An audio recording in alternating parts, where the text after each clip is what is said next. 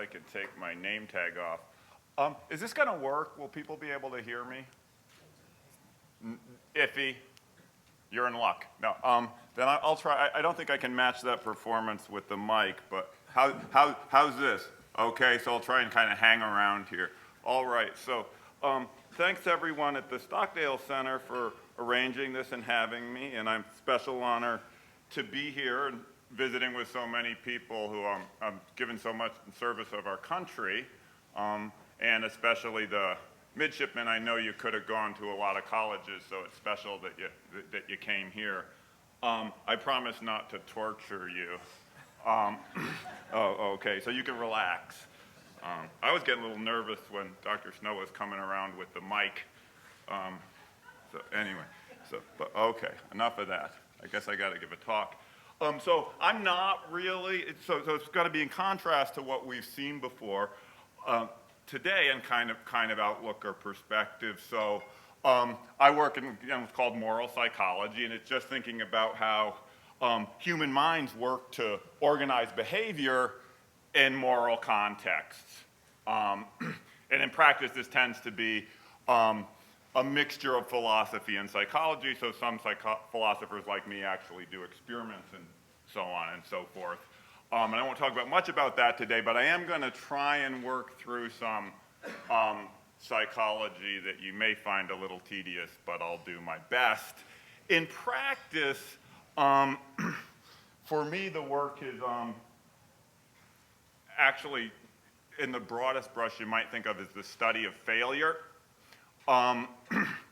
And in this context, I've been interested in what you might think of as failures of character when it goes wrong.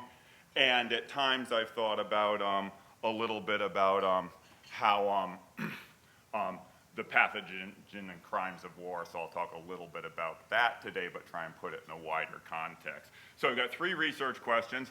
How much does character matter for morality? My answer is going to be maybe not as much as you might think. Can character be cultivated? Maybe a little. Are there alternatives to cultivating character for improving moral behavior? And the answer is I hope so and yes. Okay. So how much does character matter for morality? Again, especially under the influence of Nancy Sherman, philosophers have started to think about that in a military context. There are individual differences amongst people, which we talk about in terms of personality character traits. I'm more timid, someone else is more bold or extroverted, but these traits are not usually robust, issuing in behavior that is highly consistent. So maybe you're more extroverted than me, but it doesn't mean we can always count on you to be the life of the party, okay? So I want to put this in a context, start with an observation, and that's just that atrocity is a persistent feature of armed conflict. One example is this book by Jonathan Glover called Humanity, which actually turns out to be a chronicle of horror, and not really much, so it might have been called Inhumanity. And then if you're somebody like me and my colleague Dominic Murphy, who's worked on this, you say, character is insufficient bulwark against atrocity. The fact that someone is a good person is not going to be a sufficient prophylactic against aberrant behavior in the wrong circumstances. Maybe more interesting, recently there's been some work by Martin Cook, who's probably known to some of you, about the recent unfortunately named procurement scandal, and you find the same thing, not just with horrors of war, but sort of more ordinary or banal misconduct. This isn't because, so I sort of started my career as what we call a character skeptic and was dubious that virtue ethics was going to be a big help in our thinking about hard moral problems. But in fact, we don't really need to have that fight here. What I'm going to claim is there's just a general fact about human psychology that sets an upper limit on what we could expect from character, right? It's not that character matters less than you might think, but everything matters less than you might think, okay? And I told you I study failure, and not just because it's good to write about what you know. Um, okay, so here's the bit about numbers, which I'll try and keep simple. In fact, I'll necessarily keep it simple because I don't understand it in more than a simplistic way. But 50 years ago, a very smart personality psychologist, deceased this fall, Walter Mischel, he noticed that what he called the personality coefficient seemed to hover around 0.3 or substantially below. And the idea is say I test out at extroversion with extroversion as an extrovert, let's put it that way, then the correlation with extrovert relevant behavior in test situations, am I going to be the one with the lampshade on my head at the party, the correlation's 0.3 or less. That's closer to no relationship at all, right? Or perfect relationship, something like being a human and being mortal, okay? Everybody agrees on this number. Everybody agrees on this number, okay? The defenders of personality and character, the critics, not in doubt. The question is, what does it mean, okay? So the way psychologists think about this in the rough and ready is do this guy Jacob Cohen, who wrote this Turner Statistical Power Analysis for the Behavioral Sciences. That's not my book. That's not my book recommendation. And he said 0.1 is a small effect, 0.3 is a medium effect, and a correlation of 0.5, a covariation of 0.5. That's not we're missing a point there. You can tell I'm an amateur. Is a large. Here's the way to think about it.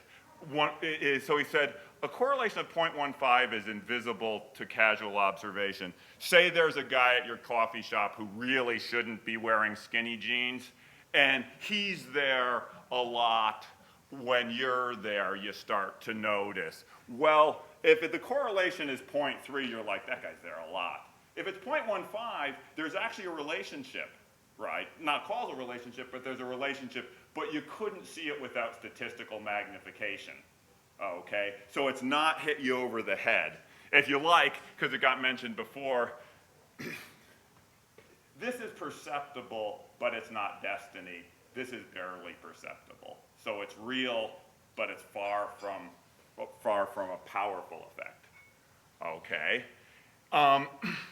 It turns out, and then why I said I was going to make this kind of general point, life is small in a certain sense. So this famous paper by Meyer, he said, yeah, correlations in psychology are small, but they're small everywhere, okay? So correlation between antihistamine use and reduced respiratory symptoms, 0.11, again, kind of invisible. He said psychologists should be satisfied with that, pleased with a correlation of 0.26 gender and weight. Who knew, right? You would have thought the relationship was stronger, right?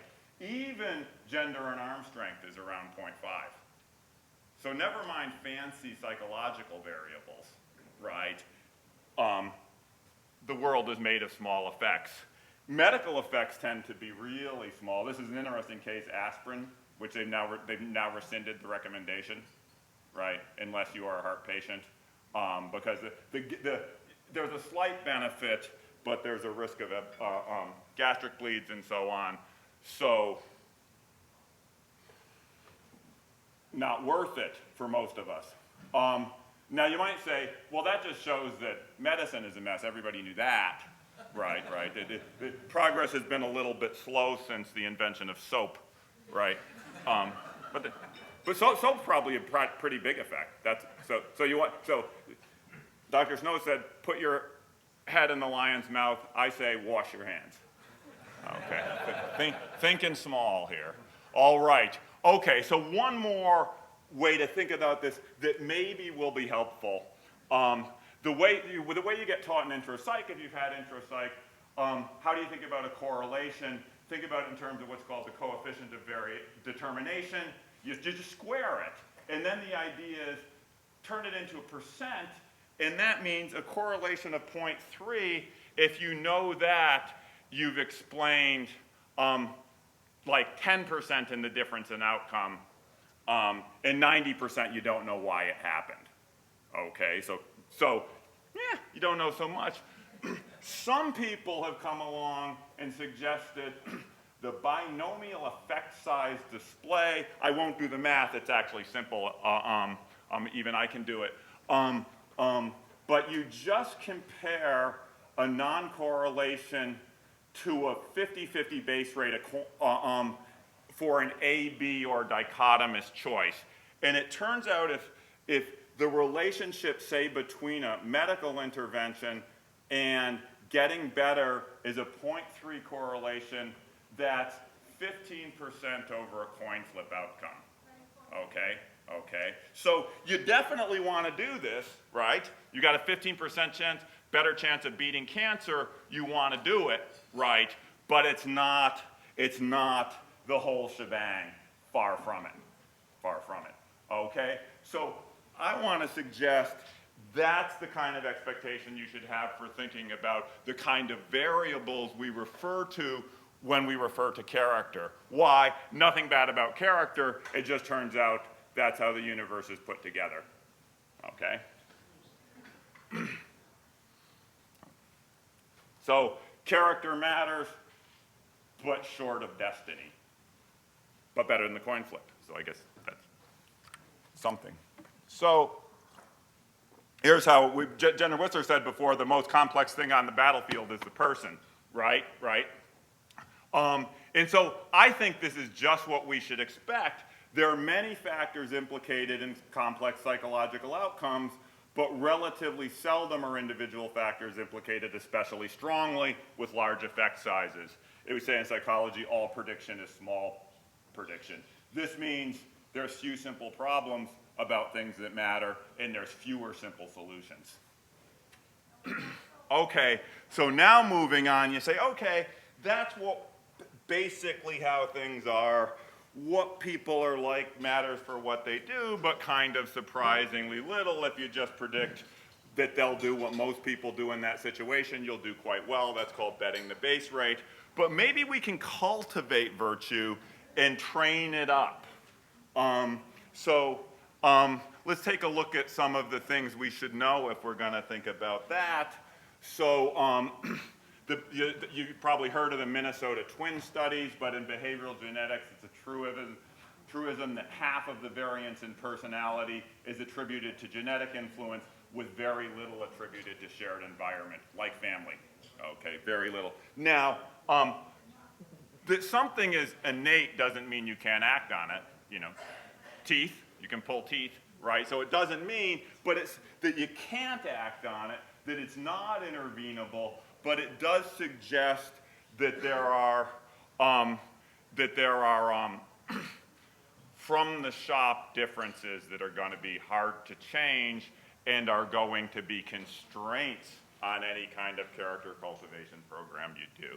So you need to pick the right personnel to intervene on. What about parents, which is the obvious place? That we, as parents think, well, we'd like to raise our children to be good. I don't care if you're a doctor or lawyer. I just want you to be a decent person.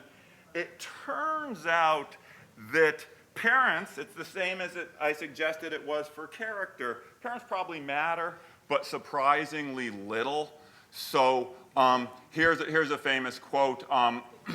Yeah, it means that you don't have to drive your kid back and forth to soccer practice and violin lesson 3 hours a day. They'll be fine. Have a drink. Okay. So here's a characterization of this literature. The environmental variables most often named in socialization science, social class, parental warmth, 1 versus 2 parent households, may be devoid of causal influence on such outcomes as intelligence, personality, and psychopathology. Notice these claims are limited to what they call normal environments, which is, they're not talking about abusive homes. They're not saying abuse doesn't matter. Okay. So that's why people can write books, Do Parents Matter? Right. So I'm not saying it's not true. I'm saying it's an actual credible scientific thesis that you need to think about. Well, what about schools? Same kind of story. So the character education movement, I don't know, is now 30 or 40 years old. There wasn't a lot of study in the beginning. In the beginning, there was a lot of spending without a lot of study, okay? And it looks like it's the same thing. Character education may increase academic performance, decreasing negative behaviors, which for our purposes, kids acting better. It's a significant effect, but not huge. Same thing. Now, around here, you're coming in later in the game, right? If you're thinking that we're thinking about how, in a context like this, we can educate for character with young adults. And so one model that's appealing, that Dr. Snow already talked about, is that notion that virtue is a skill. So here's Julie Annis, who was already mentioned. The acquisition of exercise and virtue can be seen to be in many ways like the acquisition and exercise of more mundane activities, such as farming, building, or playing the piano. Here's your colleague, Dan Russell. The cognitive and affective barriers to acquiring a virtue are no different from the barriers to learning a complex skill. Barriers that we can apparently learn to recognize and overcome, albeit with much focused effort. So we can get good at playing the piano, maybe we can get good at getting good, okay?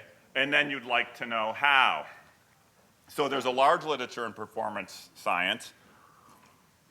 The most famous theory is Ericksons' deliberate practice theory, which he persists in wildly overstating. Here's a representative quote from his group, not from him. High-level performance is a function of a very high investment in deliberate practice alone. Okay, you've heard of the 10,000-hour rule, which is 10 years at 20 hours a week. Okay, that seems pretty intuitive. I also teach martial arts, and that kind of seems about right. That it turns out to vary. It turns out to vary and vary wildly. So in a study of 34 chess masters, some were masters at 3,000. Some poor devils were at 23,000, and then there was another group that didn't get master at 25,000 hours. So it's 10,000 hours, give or take. It's almost certainly not the case that it's practice alone. There was a guy who, has anyone seen, any golfers? Any golfers in the group? Did you see the thing, the guy who had the GoFundMe page that he was gonna employ the 10,000-hour rule and make the PGA Tour, and he was getting people to pay, send him grocery money? The site is now down, and I think he should have had his 10,000 hours in. So what's the obvious thing? I'm 6'8", LeBron's 6'8", I put in the hours and I'm gonna be LeBron?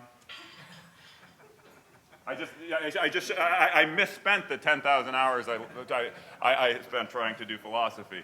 Okay, so here's actually what we see in a meta-analysis of different studies looking at practice and skill acquisition. Chess is the best studied again. This is proportion of variance, 25%. So practice is a big hunk of the pie, but there's a lot of pie that, as the study said, is potentially explainable by other factors, okay? And right across the board over there on the professions, it's hard to know what practicing a profession is. So you should absolutely not think that practice is going to be enough, which most of us who have tried and failed at skills that we'd like to get good at knew already intuitively.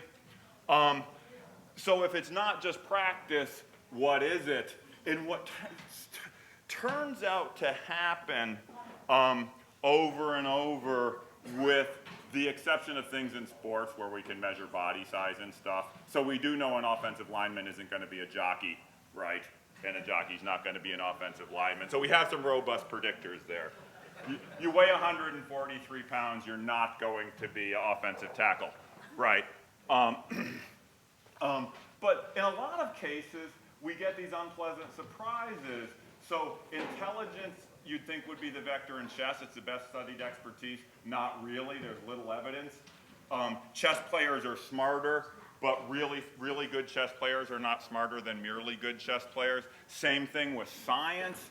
Maybe there's a threshold IQ of around 120 to be a working scientist, but intelligence differences don't separate the special from the solid, however you measure it.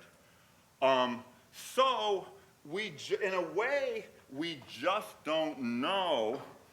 I would say, no, that's too pessimistic. I was going to say we don't know how skill is obtained. A better way to put it is there's no simple recipe. There's no simple recipe. One reason for this, I think, is that expertise is heavily domain limited. So there's Michael Jordan. Until this disappointing season, I was going to say the second best basketball player ever, but now his case is up for being the best basketball player is a little more secure after LeBron's dismal season. But he washed out of the minors with a 206 batting average in AA. So think about medical specialties. Think about medical specialties, right? You don't have your dermatologist excise your brain tumor because your neurologist is booked, right? Okay. And it might be a deep fact, not just that the things we can get good at are going to be pretty local, but the same thing is going to hold for moral domains. The compassionate person might not be the fairest person. The brave person might not be the most prudent person. I know there's controversy about this. We heard about the unity of virtues last time. The problem with the unity of virtues is just this kind of plain observation about, right, that different kinds of moral goodness don't seem to go together. So that means if you are looking to train someone up and wondering what it would be like to cultivate virtue, you're probably going to be better served by thinking about what the very specific attributes conduce in different domains are. Which I think is probably, this is probably implicit in military context too, just like medical context, right? There's lots of ways to be good. Okay, are there alternatives to cultivating character for improving moral behavior? So I meant to give a slightly pessimistic message there that maybe we can say some things about cultivating character, but we're not there yet. So we might want to think of what other things we could think about. Okay, and so I think both of this morning's speakers, I'm guessing, have found a lot to disagree with, but I think that there's a common theme, and this will be the lunchtime speaker too, when Jessica talks that moral probity is not an individual achievement, but a social one, right? We're ultra-social organism. We should expect it to be the case that what we do well together. Of course, what we do badly together too, okay? So what we should be thinking about is what the institutions should look like that are going to conduce to the best behavior and say, inoculate against combat atrocities. Unfortunately, in the public discourse, it seems to me that we badly underemphasize the importance of the social. So this is the House of Representatives report on My Lai, probably the most famous war crime committed by American forces. That it was so wrong and so foreign to the normal character and actions of our military forces as to immediately raise a question as to the legal sanity at the time of those men involved. Fast forward to 2004 in Abu Ghraib, President Bush, they don't represent America, they represent the actions of a few people. And so I think that if you focus on these kinds of individualizing explanations, you're likely to be badly misled about what's going on. In fact, what we know is that individual behavior is very much a function of warfighting culture, say, in combat. So here's some very famous reporting by Solon Weiss about Tiger Force, its special operations group in Vietnam, who had, to put it politely, had some very unsavory practices. I knew it was wrong, but it was an acceptable practice. I didn't feel right about it, but I thought I was doing my job when I did it. It was, to me, like any other day in Vietnam. So what I want to insist is that if you start thinking about bad apples, you'll miss the point. And we know what we needed to think about in this case. We needed to think about lack of bright line combatant, non-combatant distinctions, or racialized conflicts where success was measured in terms of body counts. Institutional factors, not individual factors. And in fact, I think the best writing on this stuff suggests that the presence of aberrant individuals is generally unnecessary to explain atrocity and other misconduct. Occasional psychopaths noted, right?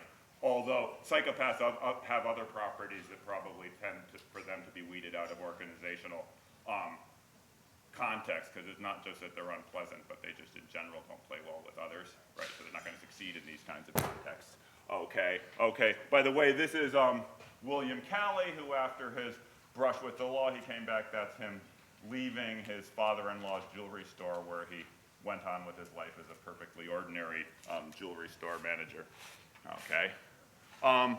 So now, I think, so I said I was interested in failure, and so I talked a little bit about moral failure in military context, but again, I want to suggest that it's an instance of a particular kind of observation that understands failure in terms of systems. So Diane Vaughan's very good book on the Challenger disaster, she says, in 1992, after 6 years analyzing the history of launch decision-making in the years before the Challenger launch, I had found no evidence of rule violation and misconduct by individuals, right?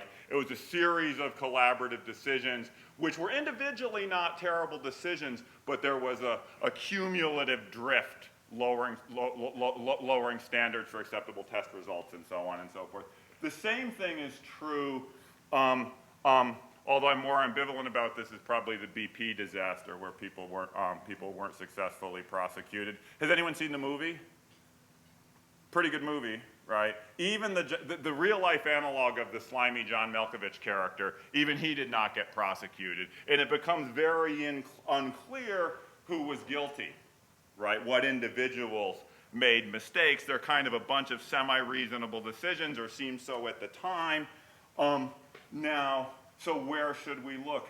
BP still has 4 platforms in the Gulf. Okay, so one question is, what would you have to do to lose your license? But that's not this talk. 2 of the platforms are named Mad Dog and Thunder Horse. Okay, so imagine the sign, safety first on the Mad Dog platform. Okay, so I want to say there's a labeling effect here that matters, that manifests a culture that doesn't emphasize safety. And it's not, of course, it's not the guy who said, yeah, Mad Dog, that's a good name for an oil platform, but that's part of a system which values a certain kind of, or instantiates or enables a certain kind of risky behavior, right? So again, we can explain moral failure without having to posit individuals of bad character. So what should we do? Okay, so just to now go back from the corporate context to the military context. So this is the Peers Commission report on My Lai. Barker was the, battalion commander, above Medina, who was above Calley. He says, Lieutenant Colonel Barker's minimal or non-existent instructions concerning the handling of non-combatants created the potential for grave misunderstandings to his intention and for the interpretation of his orders as authority to fire without restriction on all persons found in the target area. Okay? Eerily similar language in the Taguba report, another serious man, I think. He says, many of the problems inherent in the 800th MP Brigade were caused or exacerbated by poor leadership and the refusal of command to both establish and enforce basic standards and principles among its soldiers. So it's not the case that the way we have to explain this is by attributing bad character to a 20-year-old reservist from West Virginia, right? That's not what we need to do to explain this. Okay, a lot more is going on. So what I would suggest, and I don't have much advice to give here, but what I would suggest is that emphasize the importance of character, if you will, but we need to pay more attention to rules. Rules were sort of out of fashion for a while in philosophy for reasons I won't go into. but now people like my colleague Sean Nichols and his colleagues are suggesting that not only do we have facility with processing moral information in terms of rules, but we might do better when we do so, okay? So we know that in non-moral contexts, simple rules tend to outperform expert judgment. To my way of thinking, the role of rules in morality is in a way to make it dumb. It's exactly the opposite of practical wisdom, because if you start to think imaginatively about rules, disaster ensues. And it turns out, in fact, that people tend to understand rules as malleable, soft constraints, okay? So I think preserving the bright line, what you don't want to do is start thinking in imaginative ways about the Geneva Convention if what you're worried about is the mistreatment of prisoners. So here's thinking imaginatively. Then Chief White House Counsel Alberto Gonzales, the new paradigm renders obsolete Geneva's strict limitations on questioning of enemy prisoners and renders quaint some of its provisions, right? And we're then supposed to be surprised about Abu Ghraib? Right, and we're then supposed to be surprised about Abu Ghraib. Okay. I'm going to give one example of an example which might seem like a small thing, but where it's very arguable that the right way to think about it is in bright lines. It looks like from the history racialized conflicts are more brutal. The Pacific theater was more brutal than the European theater and so on and so forth. The Russian front was worse than other fronts. So if you racialize conflict, you get bad results, right? You get bad results. You're more likely to have atrocity. So, simple thing, zero tolerance for derogatory speech. I don't care if it's funny or not, right? And that sets the culture as it as it were, that organizes the system, right? And then the claim is the downstream effects to that being not a way we are allowed to speak, that affects what we do, okay? So that's kind of an example of this idea. Forget about the person for a minute and think about the context in which the person is situated. And one of the important things about the context in which a person is situated is the rules by which they process moral information. Okay. So then just to close with the book recommendation, I think it's interesting that two Western philosophers will have two non-Western books. My recommendation is Miyamoto Musashi's The Book of Five Rings. He was the greatest of all the martial sages. It's probably pretty well known to people around here. It's a thin, obscure book of profound genius, I think. One thing that I think makes it special is that he's clear that moral development is done in the company of physical culture, in his case, training in the martial arts, okay? Aristotle and Plato knew this. Somewhere along the line, so Plato has, which I used to think was funny when I was in graduate school, he's always talking about you gotta be doing gymnastics and stuff. Somewhere along the line in Western philosophy, the Western philosophy is transmitted to students by philosophy professors. The body dropped out and that was forgotten, okay? So that's one thing in which is important, but more tendentiously, it's a book about what we would think about sort of cultivating martial valor. I don't have the language, but it appears that the Japanese word for courage appears once, okay? Japanese word for courage appears once. Instead, Musashi goes on and on and on about preparation. If you know your Aristotle, Aristotle said there's a difference between being courage and preparation. Musashi does not seem to have this difference. He says, practice to comport yourself correctly, right? And then, since we're quoting the greats, as Camus said, if we lack character, we must have a method.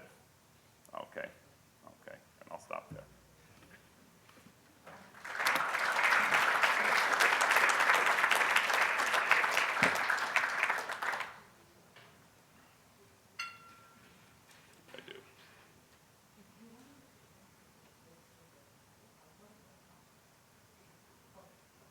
I'm going to start torturing people. I'll get out that mic and start running through the aisle. I wasn't going to do it, but I'm going to help you. Okay. I was getting a little desperate. No, one thing a teacher gets good at is enduring uncomfortable silences. It's good practice for awkward dates and the like. Yeah. I wouldn't know anything about any of that. Anyway, but moving right along. So back to your early discussion of all the various statistical findings and lack of correlation. Small effect sizes, yeah. Yeah, all of the above. Yeah. Yep. And I get that a lot. so just a sort of a side comment on that. First of all, obviously, correlation is not causation from a mathematical standpoint. Secondly, the fact that the fact of statistical significance or the lack thereof is not equal to the notion of meaningfulness within a real world context. And so thirdly, I'd like to propose to you that perhaps the better metaphor for us to be using is that of a regression equation in which all of these things have a contribution to the outcome. They have different beta weights, and perhaps even different beta weights in different contexts, but that's really the better statistical model for us to be thinking about. For those of you who don't know what a regression equation is, it basically says, y is a result of this, factor 1 with a weight attached to it, plus factor 2 with a weight attached to it, plus factor 3 with a weight attached to it. It's not just the relationship between any one of those things. And if you shift the combination, if you take something out of the recipe or put too much of something else into the recipe, you get another outcome. And so I think all of the things that we talked about earlier here were actually important. I'd like your take on my comment. So the lot of little principle was just a cute way of saying yes, regression equations. As for the statistical significance versus real world meaningful, I take it the problem with much psychology is they got statistically significant effects that were not real world meaningful, and that, but the notion of effect size is supposed to give us some purchase on what is likely to be real world meaningful, okay? And then we argue because so take the aspirin case. Supposing the recommendation was still what it was, okay? There the idea is a statistically significant but very small real world effect, but it's meaningful from a public health perspective in the aggregate, because even though each individual has a tiny chance of accruing benefit, enough individuals will. Okay, so I think exactly one way to put it is, the short answer to your comment is yes. One way to put it is, what we're trying to think about here is what's real world meaningful.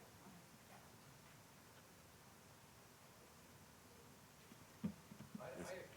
So you mentioned at the very end the fact that the body has dropped out of philosophy, moral theory, or perhaps virtue theory. Could you say a little bit more about that? I just think it's an odd fact. Now, this woman, Barbara Montero, is a dancer, and she kind of wrote a book about embodiment, but it's just kind of curious, I think, that, so the ancients, if you were in a certain school of philosophy, you had to eat a certain way. I guess we do have the oppressive vegetarian school and moral vegetarian school in philosophy. It wasn't, so you might think that what's funny is that there's been this kind of abstraction away from the physical. Maybe it's you might think Descartes' a special offender, where it turns out that, and I'm not a historian of philosophy, but where the bodily functions turn out to be an impediment to knowledge and so on and so forth. It's funny, Plato may have thought that in his own way, right? But he also, he also was very clear that moral education involved physical education. So I don't know why we don't think about that stuff so much. There's another way you could go with it, which is to say that given that body and soul interact, the virtue of temperance is related to physical activity, and there's a unity of the virtues, or at least a relationship, and the lack of temperance affects justice, and so there has to be a little bit more thought about the relation between the physical training and being virtuous in a complete way. Exactly. This is just an aside, it's only slightly related, But given how obsessed Americans are with sport, American philosophers have next to nothing to say about sport. It's actually hard to put together a philosophy of sport first, and we care about it a lot. And it seems to me a related feature of what's allowed to be of philosophical interest. On the neurological side, does either oxytocin or cortisol enter into the decision-making realm as far as secretion? Have you studied I'm that? not the guy who's gonna. I'm not a brain person. I'm a behavior person. So I'm not gonna be able to. I'm not gonna be able to help you with that. My area is ethics and economics, business ethics, and I just wanted to note the relevance of your discussion to debates about professional ethics versus those who emphasize institutional design and economics. So visible hand type of arguments, it's all about designing the institution to get good outcomes versus character or ethical training of individuals to overcome market failures. And your talk would totally be on the side of an institutional design. No, there is the same fight. There is this kind of person-institution fight in business ethics, right? Because there's these leadership studies, right, which probably interested people around here that are very much character-based and so on and so forth. And then there's these more institutional approaches. I actually got interested in the system stuff by when I was putting together a business ethics syllabus. Right, Yeah. I can see that. Yeah. So one, in terms of the psychological research, the threshold concept that you bring up, in terms of the IQ has to be at least 120. Or we'll just assume for the purpose, simplify that the IQ is actually tapping what we want to tap. But so it's some threshold intelligence. Some threshold. So I wonder whether that's relevant for understanding, thinking about character as a threshold idea. That within a certain range, character can be highly predictive, and you have to sort of test trait by trait, so that there are certain minimal things where you could very well predict if somebody's trained in those things, then there'll be, you can use character as a very good guide up to a threshold. And then it becomes, at that point, it's not very helpful. What do you mean? So we might have a pretty, so is the threshold idea, we might have a pretty good idea of some things to do to get kind of ordinary decency, but we don't have a good idea about over threshold, going above and beyond. Right, so you can imagine stress tests. Yeah, sure. Stress tests And for your heart. good. So, there might be a range of stress tests that are possible in training where enough empirical research is gained, where, there might be these places where it's not predictable at all, but other places where it is. Yeah, I think one thing that it's easy when you start thinking about extreme misbehavior to forget, there's a certain sense, so I'm focusing on the failure, but there's another way in which we're fabulously successful in socializing morality, right? And it looks like here the model might be language acquisition. We don't have to do much. Right, so it turns out there hasn't been a homicide so far during today's conference, right? I wasn't worried, perhaps even less worried that I'd be at another talk. I left my computer and my wallet at some table, I'm not saying which, and came up here to give the talk. And they were actually quite decent. Most of us are quite decent all the time, and then it's exactly right where the prediction seems to give out as an extreme environment. So one way to think about character building in a context like this is engineering for extreme environments, right? Engineering people for extreme environments, if you wanted to think about it that way. It's like our cars are pretty good, but if it's 135 degrees, not so much, right?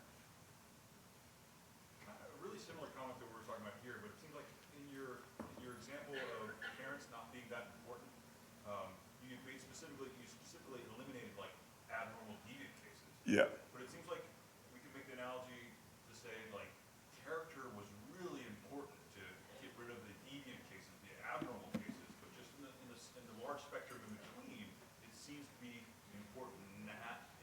It seems to be less important there. And by the way, I'm not your objector.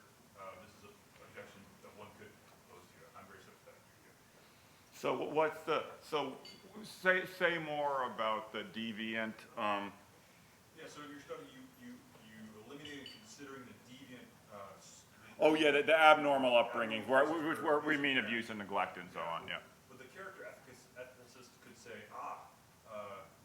character was helpful to say, those cases, eliminate most of those cases from our evolution about. So it seems like you could go two ways. One way some people go is say, and this was intimated before, is think of sort of character as socially sustained, and it's which if there's virtue, I think it's socially sustained because I think everything is socially sustained. So one way to go would be virtue ethics is just the right way, or virtue theory is just the right way to think about human behavior in ordinary social environments. So we've eliminated the abusive social environments. What's unappealing about that, as it seems to me, when we think of a Gandhi or a King or something like that, what we tend to think is it's exactly the extreme environments where the social environment breaks down that character is most interesting to us. So you might think it's kind of small beer because it's the idea, we say tough times don't last, tough people do. And it's not very inspiring to say, he's a good person when things are good, or she's great when it's going just fine. Right.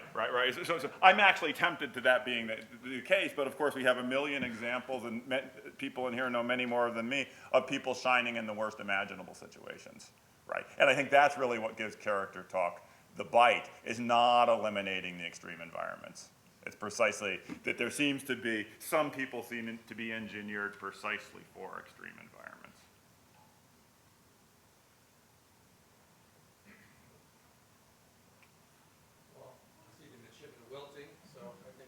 Okay. Probably I'm from lunch. John, thank you very much for complicating the